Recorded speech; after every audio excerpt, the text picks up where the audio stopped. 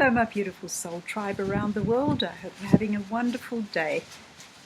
I wanted to chat to you today about something that I've experienced on and off throughout my life, and I don't think I'm in any way special as far as this goes. I know it's something that does affect a lot of people, and I've learned techniques that have helped me, and I want to share those with you. So what I'm talking about is panic attacks, extreme anxiety, and emotional flooding. Now, if any of you have experienced either one of these or all of them, you will know just how debilitating and how unsettling it can feel. It's a primal response to a perceived threat in our environment. Okay, this goes way back to our caveman days. And what happens for me, if I explain what happens for me in one of those moments, perhaps you can relate. If I'm in a situation, often it's when I'm on the receiving end of someone else's anger, or if I feel threatened in some way, not necessarily physically, because there have been very few times in my life I've experienced that. But if I feel threatened emotionally, and it's triggered something within me, a fear, and I feel like I'm becoming overwhelmed and I just can't cope, I don't know what to do, my primal response is get ready to flee. Okay, it's the fight-flight response. And when that happens, my body just begins to contract. I feel myself becoming more and more tense, and I can feel myself almost wanting to disappear. So it's like I'm making myself smaller and smaller by pulling everything inwards to protect my vital organs. And then I feel often tension, extreme tension in my neck and shoulders and my upper body. And my solar plexus, my tummy area, will become as tight as a drum, painfully tight.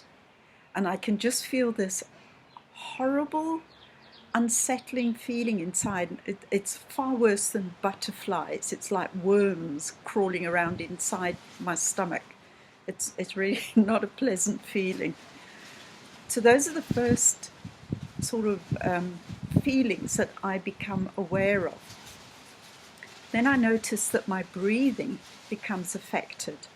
It becomes more and more difficult to get decent breaths in. And the longer I'm in that state of heightened awareness about my emotional state, the more difficult it becomes to breathe. And I can just feel my neck muscles also contracting. And it becomes quite painful. If it carries on even longer, then I start getting a headache. Also, tension related. So what I've had to do when I feel or notice these physical symptoms starting to appear, those for me are the first warning signs that I'm heading into a state of emotional flooding, or possibly even a full-blown panic attack where I actually can't breathe, which is really scary. So what I do when I start noticing my body going into that fight or flight mode, I get up and I do something really simple and everyday, like make a cup of tea, go for a walk in the garden, maybe get the hose out and just water some of the pot plants.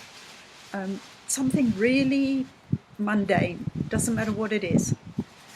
Anything that will break my attention from what I'm experiencing, so that my body has a chance to start calming down a bit and see the situation from a different perspective. Once I start physically calming down and feel my body starting to open up a little bit, then I'm able to start concentrating on my breathing. And what I do is gradually start taking deeper and deeper breaths. Just very slowly, not forcing anything, because initially it's quite difficult for me to get a deep breath. in because of the constricted muscles all around my ribcage. But gradually, the more I focus on my breathing, and in my mind, just saying to myself, you're safe, just calm down. You're safe, just calm down. The easier it becomes to breathe, and the more I feel my body relaxing, and the less in that fight or flight mode I feel. Now, this can take anything from 10 minutes to an hour to a day. I never know. It just depends on how extreme the reaction was within me. But by using these little simple techniques, I really have learned to manage my emotions far better. I still have extreme emotional reactions because that's just who I am.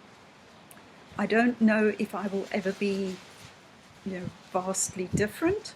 I'm just more aware of it. That's the only difference, and I'm learning to manage those moments when they arise.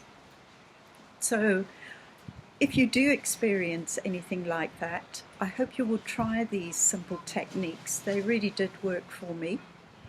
And I would love to hear from you. If there are subjects you'd like me to cover in these short videos, please let me know. You can contact me through my website, and that's www.tarotspirithealing.com. I wish you a beautiful further day, and I will catch up with you again soon.